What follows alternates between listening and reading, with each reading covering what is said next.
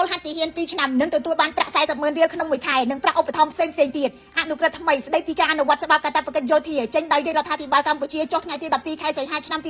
2026កំណត់ឲ្យយោធិនកាតព្វកិច្ចទទួលបានប្រាក់ម្ហូបប្រចាំថ្ងៃអាហារបំពន់ពេលហ្វឹកហាត់ប្រាក់ឧបត្ថម្ភគ្រួសារនិងកូនរបបអង្គរព្រមទាំងឯកសណ្ឋានប្រយុទ្ធនិងបរិខាចាំបាច់ដោយយោធនាជីពបន្ថែមពីលើប្រាក់ខែ40,000រៀលបើមានជំងឺរងរបួសឬគ្រោះថ្នាក់ក្នុងពេលបំពេញកាតព្វកិច្ចក្រសួងការពារជាតិត្រូវទទួលបន្ទុកសង្គ្រោះព្យាបាលនិងថែទាំបើពាក់លីឬពិការដោយសារការបំពេញបេសកកម្មក៏ទទួលបានគោលរបបតាមការកំណត់ដោយយោធនាជីពលោកកិនភៀនអ្នកជំនាញវិទ្យាសាស្ត្រនយោបាយយល់ថាប្រាក់40,000រៀលក្នុងមួយខែបូកនឹងរបបផ្សេងគឺសមស្របល្មមសម្រាប់ការបំពេញកាតព្វកិច្ចការពារជាតិចំណែកលោកសេកសុជាតិអ្នកប្រឹក្សាផ្នែកអភិវឌ្ឍផ្នែកគំនិតនិងការស្រាវជ្រាវយល់ថាទោះប្រាក់នេះអាចជួយសម្រាលបន្ទុកបានមួយផ្នែកក៏គួរតាមដានថារបបឧបត្ថម្ភសរុបនិងអាហារនៅកន្លែងហ្វឹកហ្វឺនគ្រប់គ្រាន់និងមានគុណភាពកម្រិតណាលោកកិនភៀនយល់ស្របហើយលើកឡើងថានៅត្រូវការភាពច្បាស់លាស់អំពីចំនួនប្រាក់ឧបត្ថម្ភសរុបសម្រាប់គ្រួសារនិងកូនដែលអាចត្រូវរងចាំការកំណត់បន្ថែមចំណែកអ្នកដែលមានការងារស្រាប់ក៏មិនត្រូវបាត់បង់ការងារដោយសារបំពេញកាតព្វកិច្ចយោធាដែរអនុក្រឹត្យបង្គាប់ឲ្យស្ថាប័នរដ្ឋសហគ្រាសសាធារណៈក្រុមហ៊ុនឯកជននិងអង្គការសង្គមស៊ីវិល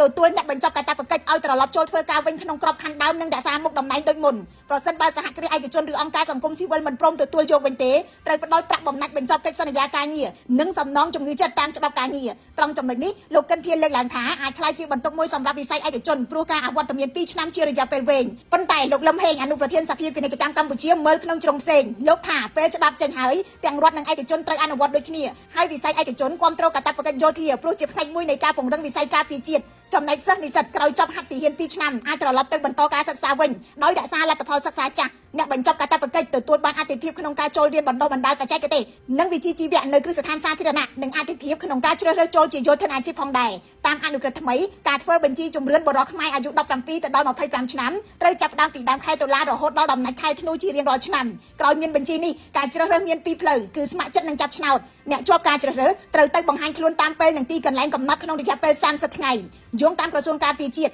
ការអនុវត្តក្នុងឆ្នាំ2026ត្រូវរៀបចំឲ្យបានចប់នៅចុងឆ្នាំនេះហើយអាចជ្រើសរើសយុវជនពី30,000ទៅ50,000នាក់ក្នុងមួយឆ្នាំទៅតាមតម្រូវការជាក់ស្ដែងអ្នកកំពុងសិក្សាអ្នកធ្វើការឬហាត់ការនៅក្រៅប្រទេសនិងមន្ត្រីរាជការកំពុងបំពេញបេសកកម្មក្រៅប្រទេសអាចដាក់ពាក្យសុំពន្យាបានមួយឆ្នាំម្ដងរហូតដល់4ដងប៉ុន្តែការសុំពន្យាមិនធ្វើឲ្យអ្នករួចពីកាតព្វកិច្ចដោយសារតែផុតអាយុ25ឆ្នាំនោះទេមានន័យថាក្នុងករណីពន្យាអាយុត្រូវបំពេញកាតព្វកិច្ចអាចលើសពី25ឆ្នាំ